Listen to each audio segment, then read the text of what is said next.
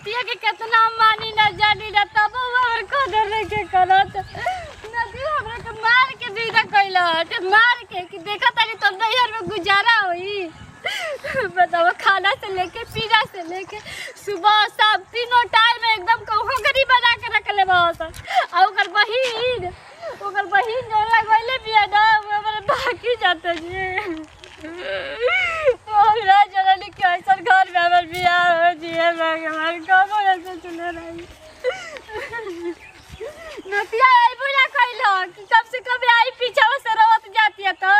ओकर इतना घमंड हो गइल बा तो तू सुन लिए तोरा बाप परिवार जिन भाई भौजाई न खसा ना मार कि ना पूछिए सन चरहाती पे लेके चलेला सन हो दगल नाती चरहाती पे लेके चलेला सन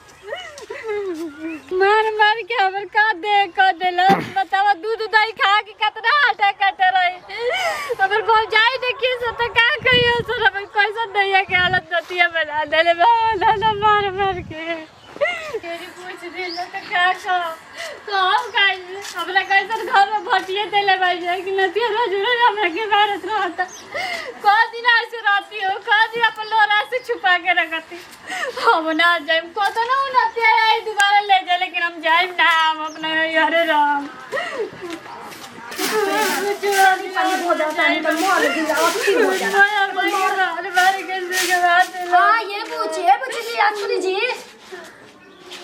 अरे खुश रही भगवान रो दुख दूर करे काहे जब देखा तबे बिटिया रोते रही न रुआ गिरले रहेला हमेशा का करिए बाबूजी तकदीर में नसीबवा के मारल हरिए बाबूजी। अच्छा जाए दी देखी दो बच्चे को हटा सुनी देखी कहल जाए कैसे दिन कहल जाला कि जिंदगी जिए के बा तो का बोल जो संघर्ष करे के पड़ी जिंदगी के नाम में संघर्ष बा ए सहेला करे ला जब से बियाह भइल बा तब से तो सहते वाली के तला सही है बाबूजी रोज मारे लाए बाबूजी खाना बनाए तो कहीं कि नमक नहीं के अचार डालम तो कहीं कि में मसाला नहीं के हम का करिए अच्छा जाए दी एक गो मर्दन के आदत हो जाला फिर निकाल के जब ले फिर ना निकल तो लोगन के करे जाना बोलला ए बाबूजी हो ना जाई बाबी जी रो ये बेटी वा सुनी कैसे दिन कहल जाला कि नहीं 9 दिन के ससुरा 100 दिन के ससुरा के तनो गइल गुजाराई नोबची नूनो पानी पी के रह तो ससुरा में रह ऊंच बन के रह आ नैयर के घीवे झरता तो कोनो काम के नहीं ए बाबूजी हमारे जगह पे तू रह तू तो बतिया हमू कहती तू हमार बतिया कर। अच्छा ई बताई अगर भैया के पी के हमरा के मार ले गांव में के नहीं खे जाला एगो हिती चुकी लड़का से पूछम तो बताई लो आ देखी अभी लो सामने गुरुवारी हम करतनी बताई अक्का करलन नौकरी करलन लेकिन कोई पढ़ल है लफन मत पी खा के हम चाहते न बनी बताई काहे खातिर ए खातिर के हमर आए बड़ा 100 तक लही हमर बाल बच्चा से ही रह देखी चीज रो के तो हम ये समझाई अपन समझ के हमरा मजा नहीं खिले ठीक न लेकिन कहे के मतलब कि देखी अपन घर होला ठीक न अपन मर्द मार के दी गरिया के दी कैसे के कहला मारी उहे गरियाई उहे आ बाद में दुलारी उहे बाबूजी कब तक कैसे करते हमरा कुछ नहीं के अच्छा सुनी चल ना जाए रे बाबूजी सुनिए मोतिया हमार सुनी जाए ना अभी ठीक बा ई दिखा बा बात के चली खिसपीट में आइल बनी 2-4-10 दिन रही है जा अपना भौजी लोग संगे राउंड मंदिर दोसर होई लेकिन कहे के मतलब छै कि हमार बात पे ये जान दे कि अपन मर्द हवे ठीक नु ससुरा में राउ घी के अरे नैहर में घी के गहरी रहता ओसे मतलब मत रखी राउ नूने रोटी निक के बनता चली पानी पी ली ना बाबूजी हम जाते नहीं करे मेरे पानी निक लगता हो दूध से आने नहीं क्या घटाती है बाबूजी हम क्या करी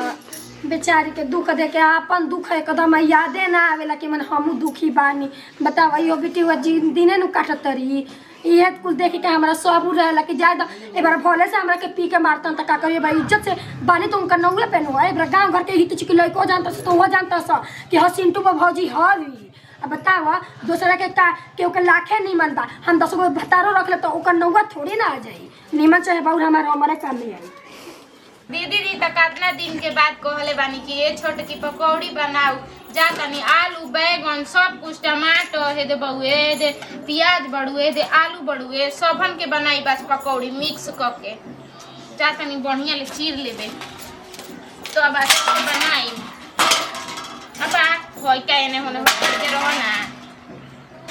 जा तनी चटकारे मटकारे बना के हम आ दीदी बैठ के आराम से खाई जा कोई रोके वाला नहीं के जी हाँ कहीं क्या कहता है कोची बनाता हो आ जा तनी तनी दीदी जी कहले बड़ी पकौड़ी बनाए कि गोभी के आलू के सबन के बनाई पकौड़ी। मैं तो पूरा लट्टी लागता एकदम से तीत लागता हाय मही छेमी रवा के तीत लागता मरचा खाता नी का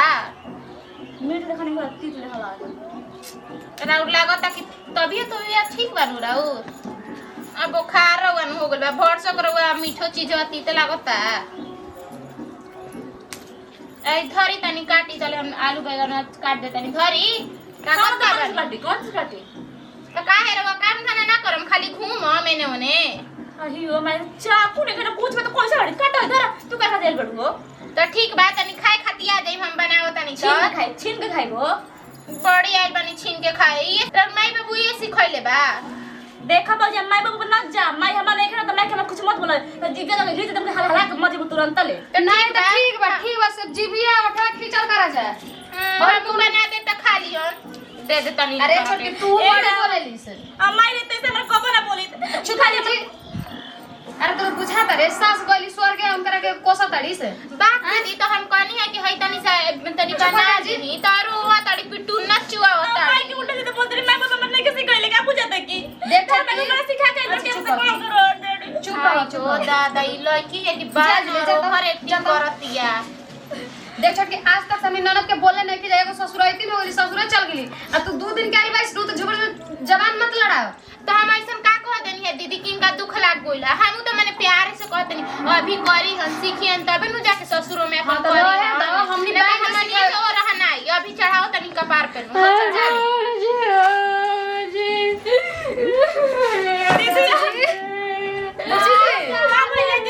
अरे हुआ का हो जी अरे का भाई का भाई गिरो के बताई गिरो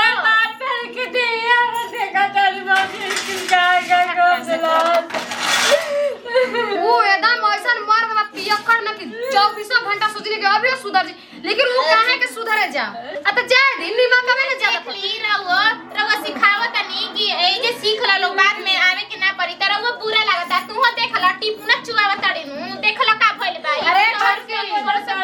छटकी जरले पर निमक मत डाल ठीक बा पर जो तेजी तू उठ तो जो उठ के जाई का जाई दी रोई मत तो हमनियो के तुम्हारा तो गलती करे नहीं जाता बोलबे करे लम तो ऐसे चल खानी नु ऐसे छटकी बाजी आ दिले बड़की बाजी ना बोला तनी चले जाई अच्छा तो जाई रख दी होने जाई अब आगुल भी तरह चुप रह जल्दी जल्दी चुप हो जा चुप ना अरे हम पानी नु बोले दियो हमके उ जतना बोले के बोले से हम बोले पसले भाई मार और मर गेली छोड़ के तो हमरा नु पता बेटा दीदी जी के पता बा ई कुल का जानी हसन अरे वो दिन का चुपटा की चल रहो सीखी ना तैयार वो गति उन करो से दे चुप में रहो ठीक नहीं रहा तो कहीं ना जाए बड़ी एल्बम इनकरा के सिखावत है त तीत लागत नु इनकरा तो उनकरो से बदतर होई अभी जानते नहीं कि हमारा का मतलब बा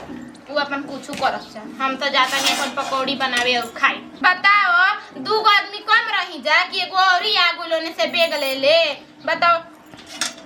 हमारा लागत नु कि पकौड़िया के हमारा गमक चल गुल है ई से खाए खाती आइल बे ओकर मरद मर ले बा छोड़ा ना हम तो देम ना हम जात नहीं बना के अपने खाइम जा हम दीदी अकेले बैठ के देम ना उनकरा के इहो नहीं जानत।